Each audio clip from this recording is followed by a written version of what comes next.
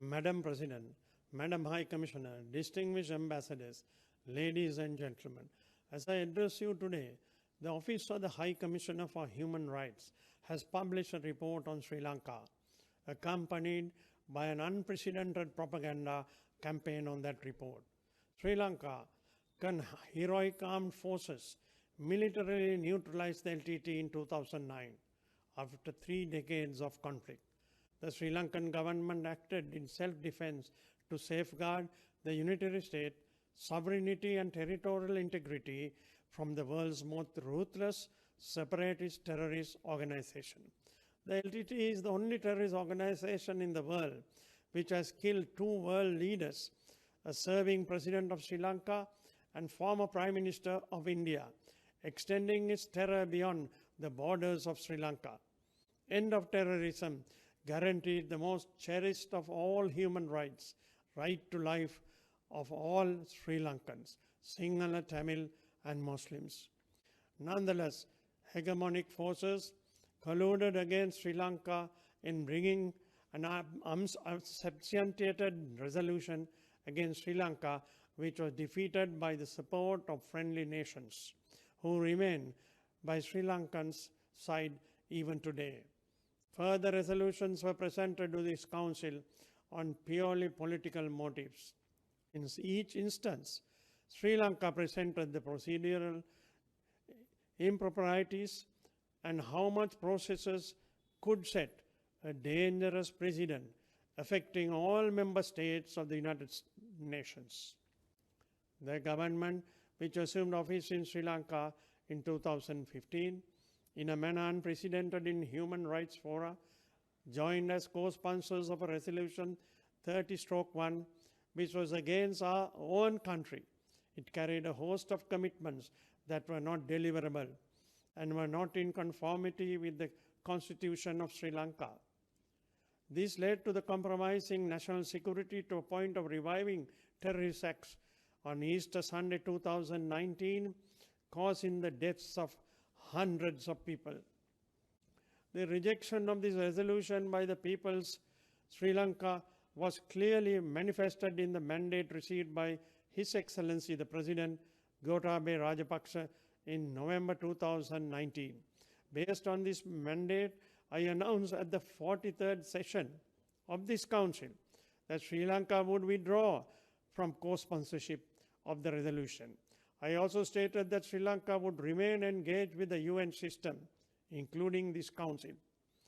We have provided detailed updates to the OHCHR in December 2020, as well as in January 2021, on the progress of implementation of commitments that Sri Lanka had undertaken, such as continuity of the existing mechanisms, appointment of the special Commission of Inquiry headed by a Supreme Court judge, achieving the SDGs, progress made in returning lands, demining, creating new avenues of livelihoods.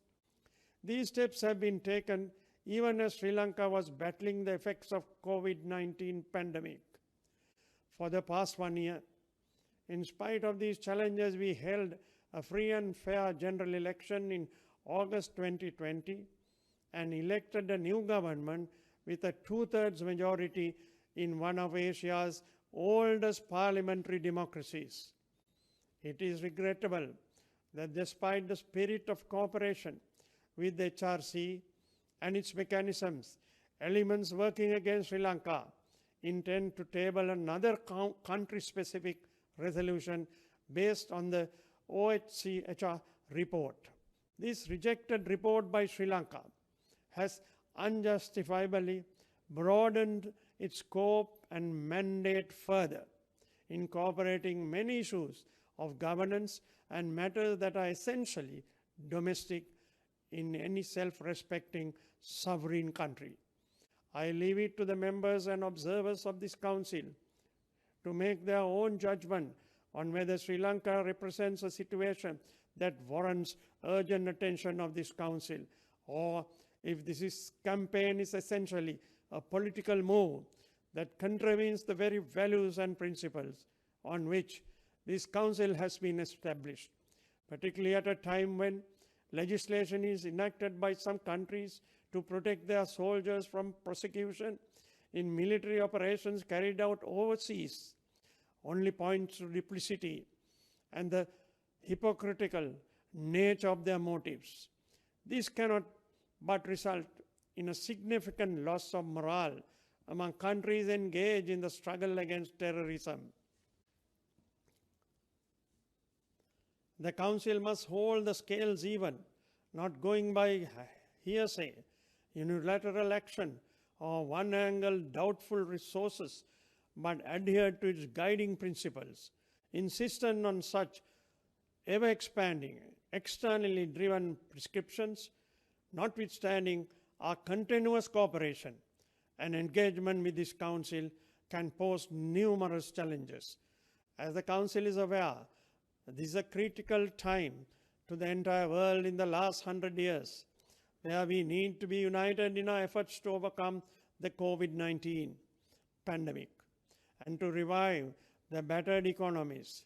I appeal to the members of this Council to take note of our continued engagement and cooperation on its merit and support us by rejecting any resolution against Sri Lanka. We believe that the extent to which the resources and time of this Council has been utilized on Sri Lanka is unwarranted and carries a discouraging message to the sovereign states of the global South. The need of the hour in face of an unprecedented pandemic is solidarity rather than rancor and acrimony arising from divisions within this Council. In view of these circumstances set out above, we urge that this resolution be rejected by the Council and be brought to closure. May I conclude quoting the words of Lord Buddha, Siyalu sattvayo nidukvetva, nirogi veva, swapatveva. May all beings be safe, may all beings be free from suffering, may all beings be well and happy. Ayubowang.